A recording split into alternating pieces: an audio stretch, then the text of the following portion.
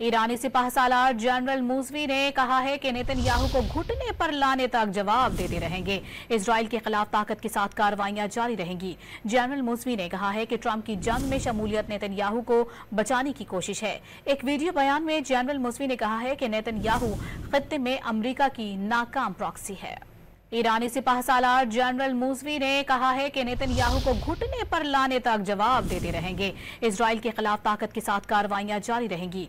General Moosvi ने कहा है कि ट्रंप की जंग में शमूलियत नेतन्याहू को बचाने की कोशिश है। एक वीडियो बयान में जनरल मूसवी ने कहा है कि नेतन्याहू खित्ते में अमेरिका की नाकाम प्रॉक्सी है।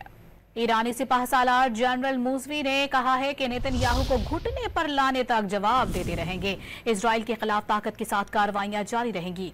जनरल मूसवी ने कहा है कि ट्रंप की जंग में शमूलियत नेतन्याहू को बचाने की कोशिश है। एक वीडियो बयान में जनरल मूसवी ने कहा है कि नेतन्याहू खित्ते में अमेरिका की नाकाम प्रॉक्सी है।